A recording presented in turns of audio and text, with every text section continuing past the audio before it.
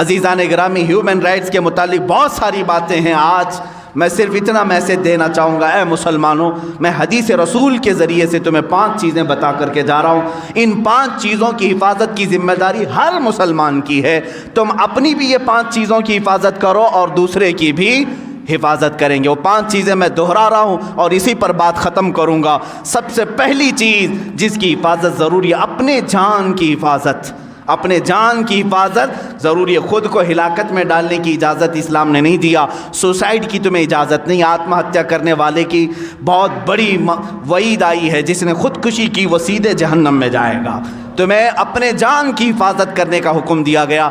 جو اپنے آپ کو تباہ کر رہے ہیں، چاہے وہ کسی نشے کے ذریعے سے یا کسی دوا کے ذریعے سے، وہ بھی خودکشی میں آئے گا.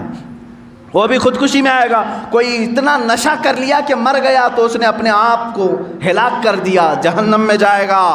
خودکشی کرنے والا. اپنے جان کی حفاظت کرو اور دوسرے کی جان کی حفاظت کرو. نمبر 2، اپنے مال کی حفاظت، اسی طرح دوسرے کے مال کی حفاظت. اس کے مال میں تم خورد برد نہ کرو اور اپنے مال کو بھی ضائع ہونے نہ دو. نمبر 3، اپنی عزت کی حفاظت کرو، اسی طرح دوسرے کی عزت کی بھی. جس طرح تم اپنا سطر کھلنے نہیں دیتے، اسی طرح دوسرے کا بھی سطر کھلنے نہ دو. اپنے گھر کی عورتوں کی جیسی تم حفاظت کرتے ہو، دوسری کسی عورت پر تمہاری نگاہ بھی نہ پڑنے پائے. میری بہن جتنا میرے لیے عزیز ہے، اسی طرح دوسری کی بھی بہن اس کے لیے عزیز ہوتی ہے. میری ماں جس طرح میرے لیے محترم ہے، اسی طرح دوسرے کی ماں بھی میرے لیے محترم ہو. ہم سب عورتوں کی بھی حفاظت کریں. یہ 3 چیزیں ہو گئی. نمبر 4، اپنے نسب کا اہتمام کرو، حفاظت کرو کہ نسب خلط ملط نہ ہونے پائے. نمبر 5 ہے اپنے دین کی حفاظت کرو، دین میں کبھی کوئی دراندازی کرنے نہ پائے. تم آج دائرہ اسلام میں ہو، اس بات کی ہمیشہ کوشش کرتے رہو جب میری آنکھیں بند ہوں تو دین اسلام پر بند ہو. میں اٹھایا جاؤں تو میرا جنازہ اسلام پر اٹھایا جائے. اللہ رب العزت ہمیں ان 5 چیزوں کی حفاظت کی توفیق عطا فرمائے. مدینۃ الرسول کو دیکھیں ہیں. ایک مرتبہ ایران کے بادشاہ نے 2 قاصد بھیجے چھپ کر کے. وہ آئے مدینہ پاک میں. یہ زمانہ سیدنا عمر فاروق رضی اللہ تعالیٰ عنہ کا ہے، عمر ابن خطاب رضی اللہ تعالیٰ عنہ کا ہے. مدینہ میں وہ آئے، انہوں نے ڈھونڈنا شروع کیا. کچھ صحابہ ملے، ان سے پوچھا کہ مسلمانوں کا مرکزی شہر ہے، راجدھانی ہے، کیپٹل سٹی ہے، جہاں سے 6 بڑے بڑے ملکوں کو سنبھالا جا رہا تھا اس زمانے میں. وہ آئے 2 ایرانی. کہا تمہارا بادشاہ کہاں رہتا ہے؟ تمہارا بادشاہ کہاں رہتا ہے؟ صحابہ ہنسنے لگے. کہا ہمارا بادشاہ نہیں ہوتا، ہمارا بادشاہ نہیں ہوتا. کہا پھر کیا ہوتا ہے؟ کہا امیر المومنین ہوتا ہے. بادشاہ کا لفظ تو یہ وہابیوں نے شروع کیا ہے، یہ سعودیوں نے. آج بھی یہ ملک کہتے ہیں، بادشاہ کہتے ہیں. اسلامی نظام تھوڑی نہ ہے، اسلامی نظام نہیں ہے جو یہ غصب کر کے آج بیٹھے ہوئے تخت پر اور جانشین پہ جانشین اپنے بچوں کو بناتے ہوئے. اسلام نے ایسا کبھی نظام نہیں رکھا. اگر جانشین بیٹا ہی بادشاہ بننا ہوتا تو صدیق اکبر کی بھی بیٹے تھے، عمر فاروق کی بھی بیٹے تھے. انہوں نے کبھی اپنے بعد اپنے بیٹوں کو تخت پر نہیں بٹھایا. کہا یہ امت مصطفیٰ فیصلہ کرے گی، جو ان میں سب سے افضل ہوگا وہ اس کی باغ ڈور سنبھالے گا. بادشاہ نہیں ہوتا ہمارا. کہا ٹھیک ہے. بادشاہ نے امیر المومنین. چلو ٹھیک ہے، امیر المومنین تمہارے یہاں بولنے کا لفظ الگ ہوگا. اچھا اس کا محل کہاں ہے؟ وہ پھر مسکرائے. کہا اس کا محل بھی نہیں ہوتا، اس کا محل بھی نہیں ہوتا. کہا پھر کہاں ملے گا تمہارا امیر؟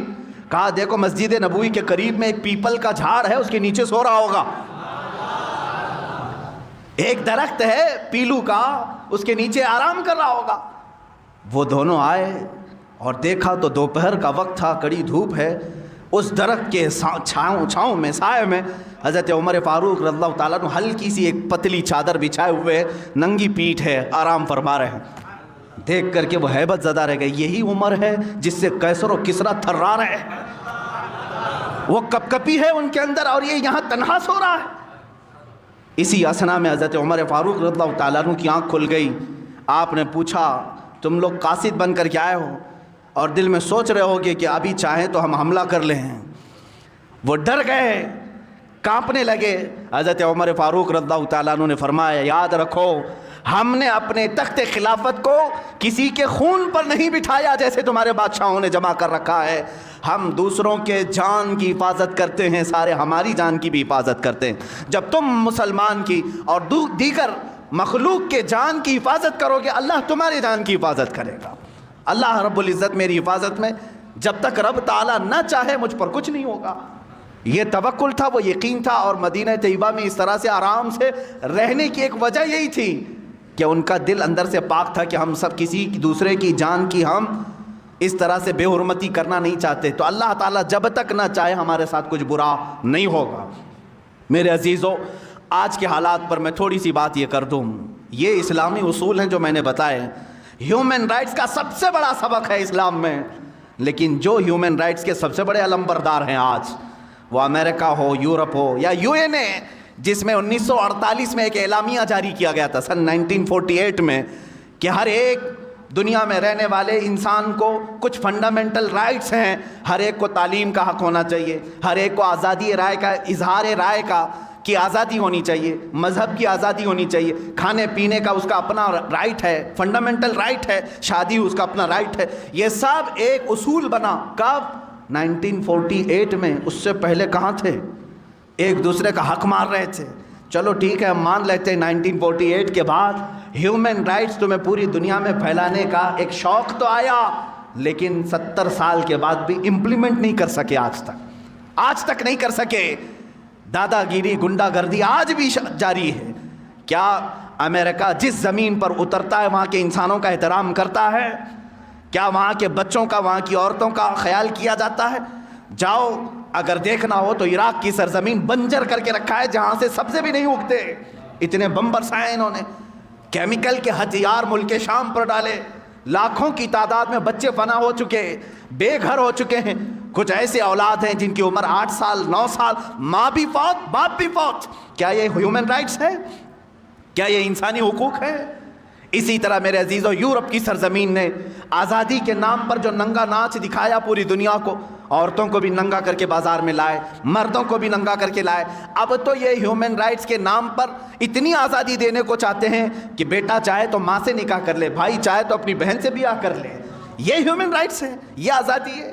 اسلام اس چیز کے متعلق ہرگز نہیں پسند کرتا۔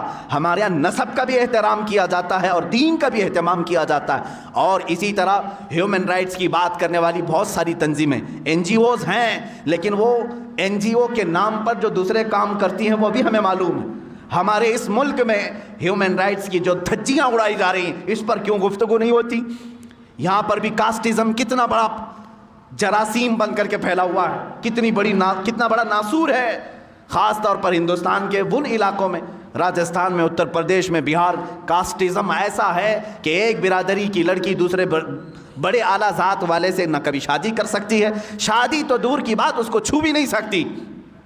میں اجمیر پاک گیا تھا، وہاں پر بھی ایک ہندو صاحب ہیں، انہوں نے آ کر کے کہا کہ مجھے میرے گاؤں سے بھگایا گیا ہے صرف اس لیے کہ ایک اعلیٰ ذات کی لڑکی کے ساتھ میں نے بات چیت کی تھی، میرا حقہ پانی بند ہے، میرا آنا جانا بند ہے، پورے گاؤں والوں نے بائیکاٹ کر رکھا ہے۔ کہا اس پہ پولیس کچھ نہیں کہتی؟ کہا پولیس بھی تو پنچایت کے نیچے ہوتی ہے نا، جیسے گاؤں والے فیصلہ کریں گے۔ آج تک چل رہا ہے، لوگوں کے حقوق مارے جاتے ہیں، اور بڑی ذات کے لوگ اگر جرم کریں تو اسے چھپا دیا جائے، چھوٹی ذات کے لوگ اگر جرم کریں تو انہیں پھانسی پر لٹکا دیا جائے۔ بلکہ یہاں تو اب کورٹ فیصلہ نہیں کرتی، خود ہی لوگ فیصلہ کر جاتے ہیں، مار کر ختم کرتے ہیں۔ عزیزان گرامی وقار، میں پھر سے یہی بات کرنا چاہوں گا، اللہ کا ہزارہ نہیں کروڑ احسان ہے، اس نے ایک پاکیزہ دین اسلام میں ہمیں پیدا کیا ہے، جہاں ہمیں اللہ رب العزت نے کاسٹزم کے تمام فرق کو ختم کرنے کا حکم دیا۔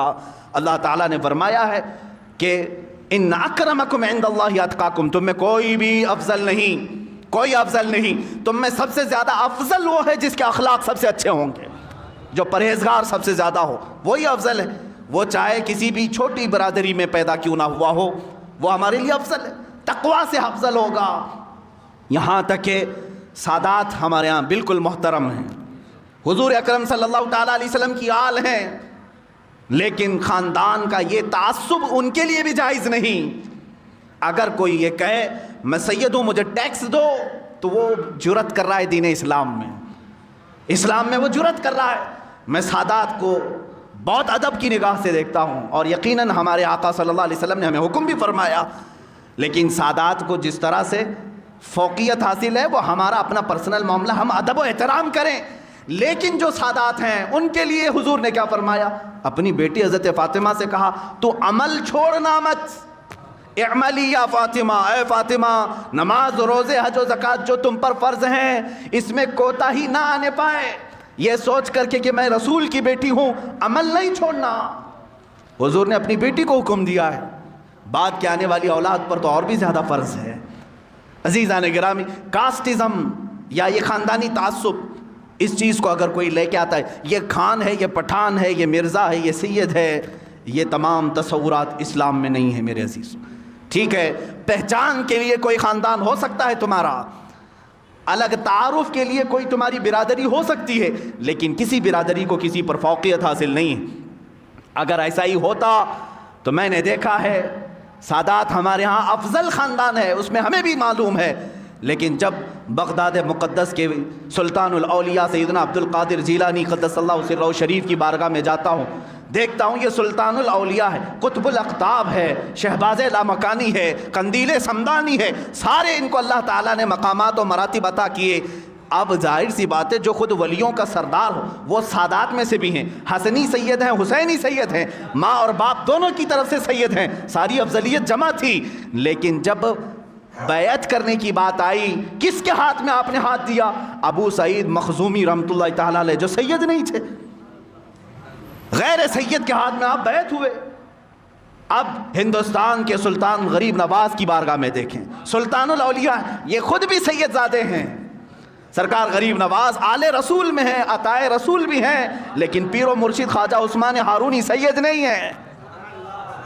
اسلام نے یہ ہمیں بتایا ہے کہ ہمارے یہاں خاندان افضل ہیں، لیکن اگر کوئی غریب نواز کا پیر بن سکتا ہے غیر سید، غوث پاک کا کوئی پیر بن سکتا ہے غیر سید، تو اسلام یہی بتانا چاہتا ہے تم میں افضل وہ ہے جس کا تقوی زیادہ ہو، افضل وہ ہے جس کا تقوی زیادہ ہو۔